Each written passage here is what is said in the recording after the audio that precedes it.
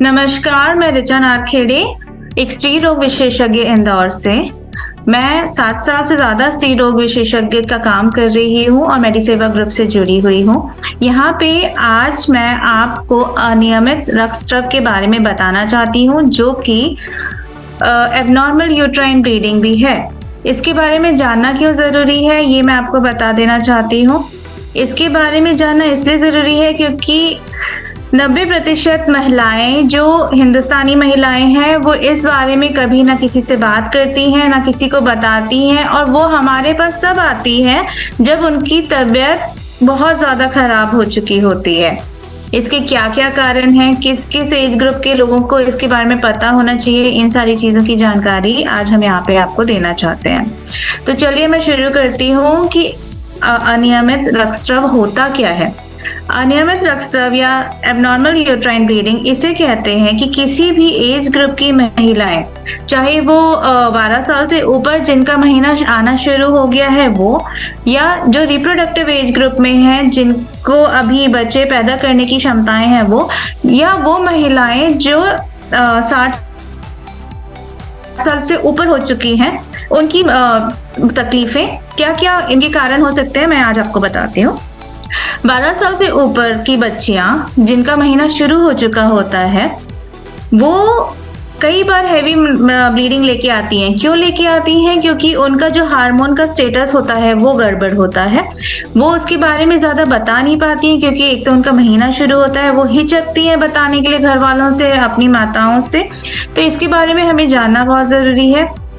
ये शुरुआत में जैसे ही शुरू होता है 12 साल से ऊपर की लड़कियों को, ये थोड़ा सा ज़्यादा बहाव देता है, पर वो ज़्यादा बहाव उसमें भी फ़र्क करना ज़रूरी है कि नॉर्मल है या एबनॉर्मल है।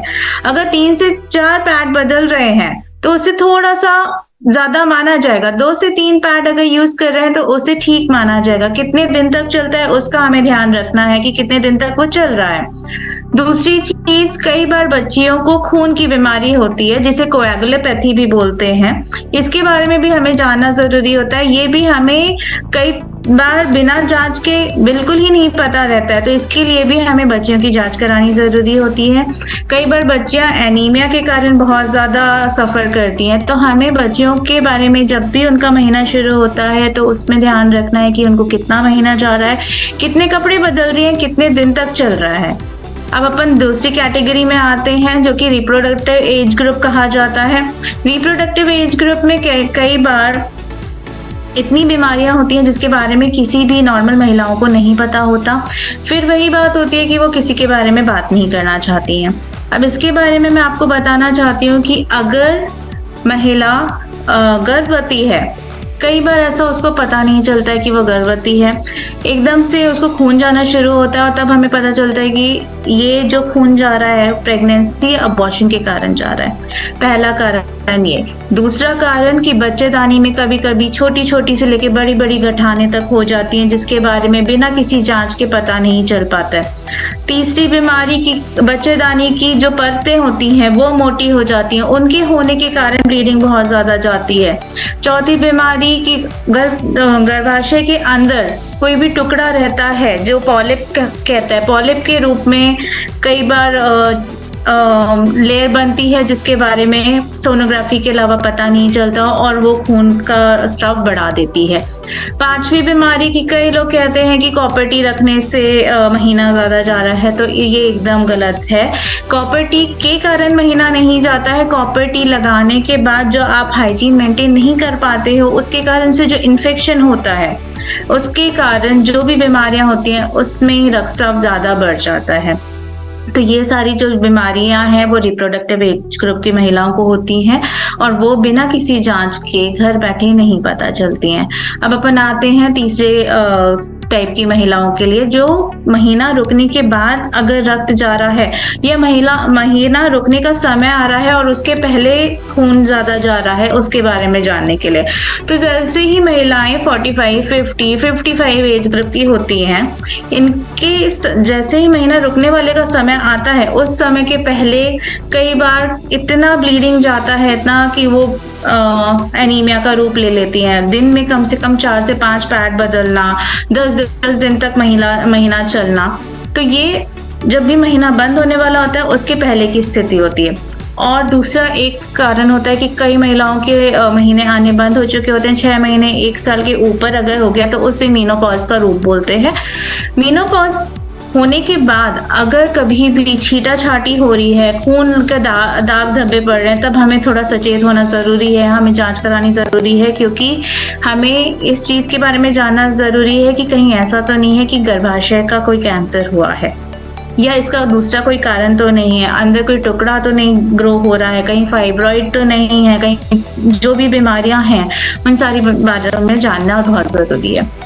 अब नियमित रक्तस्राव होता क्या है? नियमित रक्तस्राव होता है कि हर 21 से 35 दिन के बीच में आना, हर महीने आना, जिसमें आपको 2 से 3 से 4 दिन तक नॉर्मल बहाव रहता है, 2 से 3 पैड बदलना नॉर्मल होता है और 3 से 4 दिन तक चलना नॉर्मल होता है। अगर इस समय से ज़्यादा अगर आपको रक्त जा रहा है तो डेफिनेटली आपको डॉक्टर को दिखाना ज़रूरी है, चाहे ये बच्चियों के साथ हो, चाहे वो महिलाओं के साथ हो। दूसरा, रक्तस्राव अगर 60 से 70 ml तक नॉर्मल होता है महीने में खून जाना, पर अगर इससे ज़्यादा ऊपर जा रहा है, 10-10 दिन तक महीना आ रहे हैं और साथ में गांठ-गांठ जैसा निकल रहा है, तो आपको डॉक्टर के पास आना ज़रूरी है। तो बहुत सारी चीज़ें हैं जो बिना जाँच के, बिना डॉक्टर के संपर्क में आए आपको नहीं पता चलती हैं और ये अंत में एनीमिया का रूप ले लेती हैं, जिसमें महिलाओं की तबीयत ज़्यादा खराब होती है। अब इसमें मैं आपको ये बताना चाहती हूँ कि टेलीमेडिसिन का क्या रोल है। कई जगह पे, हर जगह आप डॉक्टर के पास नहीं पहुंच पाते हो और अपनी तकलीफें नहीं बता पाते हो। तो टेलीमेडिसिन के द्वारा आप डॉक्टर से संपर्क कर सकते हो, आप बातें कर सकते हो, उनसे सलाह मशवरा ले सकते हो कि क्या-क्या बीमारियां हो सकती हैं, उनके बारे में जानना ज़रूरी है आपके और उनके बारे में डिटेल में इंफॉर्मेशन लेना ज़रूरी है आपको। और उसमें क्या-क्या जाँचें लगेंगी, क्या-क्या दवाइयाँ होती हैं, किस-किस एज ग्रुप में क्या-क्या परेशानियाँ हो सकती हैं, इसके बारे में जानना आपको ज़रूरी है।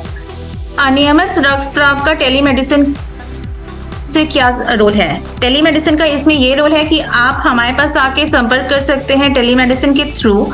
इसमें अगर बेसिक बीमारी जो हमें समझ में आ रही है, जो हम आपसे जाँच करवा सकते हैं आपकी इस जगह पे, वो जाँचें करवा के हम उसमें डिफाइन कर सकते हैं कि आपकी चीज़ दवाई से ठीक हो सकती है या आपकी बीमारी के लिए और भी बड़ी जाँचें लग सकती हैं, ये क्या-क्या तकलीफ़ें और हमें रूल आउट करना है। तो ये एक टेलीमेडिसिन के थ्रू एक बहुत अच्छी सुविधा दी जा रही है, जिसके थ्रू आप हमसे कांटेक्ट करके आप हमसे सारी डिटेल्स ले सकते हो, आप हमें सारी बातें बता सकते हो और जो भी शंकाएं हैं वो हम क्लियर कर सकते हैं। अब मेडिसेवा के बारे में जान लीजिए कि हर आपके छोटे-छोटे गाँव में मेडिसेवा के क्लिनिक्स खोले गए हैं। ये क्लिनिक्स आपको सारी सुविधाएं प्रोवाइड करते हैं। आप डायरेक्टली डॉक्टर से संपर्क कर सकते हो। डॉक्टर आपकी सारी बातें सुनेंगे, सारे सॉल्यूशन उसके देंगे। सारे इन्वेस्टिगेशन जो भी उनको लगते हैं वो सारे इन्वेस्टिगेशन कराएंगे। इन्वेस्टिगेशन करा के हम ये चीज़ रूल आउट कर सकते हैं कि आपकी बीमारी किस तरीके की है और आपको क्या-क्या तकलीफें हैं। तो ये सारी चीज़ें आपके गाँव में बस एक कदम दूरी पे आपको आना है, हमारे सेंटर, हमसे संपर्क करना है और सारी बीमारियों के बारे में जानना है। धन्यवाद।